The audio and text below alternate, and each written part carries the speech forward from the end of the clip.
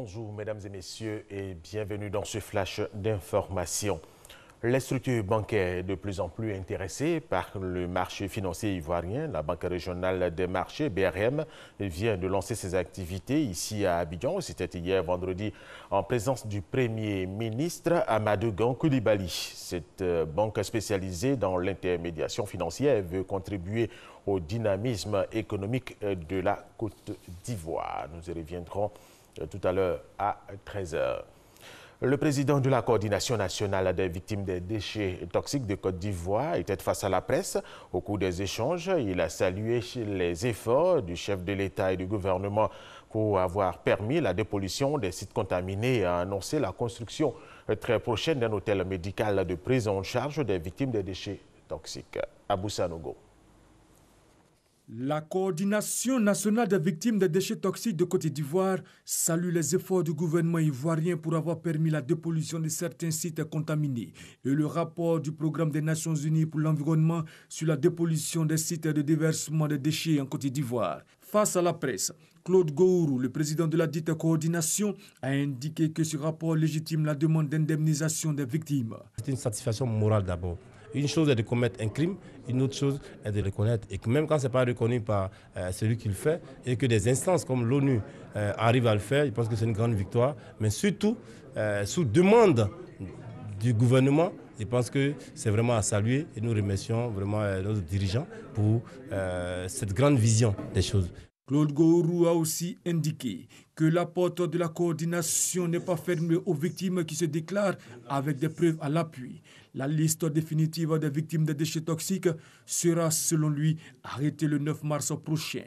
Dans la recherche de solutions d'une prise en charge des victimes, le président de la Coordination nationale des victimes des déchets toxiques de Côte d'Ivoire a annoncé la construction d'un hôtel médical des victimes des déchets toxiques dans la banlieue d'Abidjan. Il a aussi annoncé l'équipement de certains centres de santé d'Abidjan par la coordination grâce à des dons d'ONG. Allez, toute autre chose, l'Union internationale de la presse francophone, UPF, a organisé sa première rencontre de l'année 2018. Au cours de cette rencontre, le bureau exécutif de l'UPF Côte d'Ivoire a dressé le bilan de ses activités au cours de l'année écoulée et a annoncé quelques perspectives. Hier, vendredi, a pris fin la troisième semaine du procès de Khalifa Sall à Dakar. La défense du maire de la capitale sénégalaise a demandé l'audition de 20 témoins. Les premiers ont été entendus hier vendredi, dont le deuxième adjoint au maire de Dakar, Moussassi Khalifa Sall, soupçonné de détournement de deniers publics, risque une peine de 10 ans de prison s'il est reconnu coupable. Pour lui, les fonds qui étaient mis à sa disposition chaque mois, 30 millions de francs CFA, sont des fonds politique.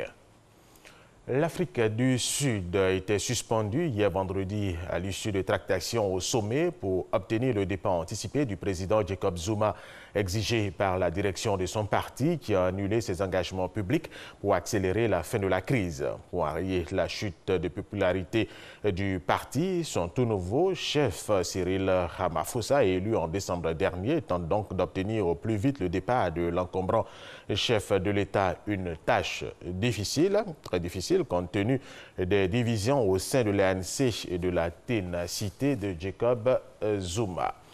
Et nous terminons avec cette information. Le dirigeant nord-coréen Kim Jong-un a invité Moon Jae-in, le président sud-coréen, à participer à un sommet à Pyongyang, la capitale de la Corée du Nord. L'information a été donnée ce samedi matin en Corée du Sud par la sœur du dirigeant nord-coréen Kim Jong-un. Voilà, c'est la fin de ce flash d'information. Merci de l'avoir suivi.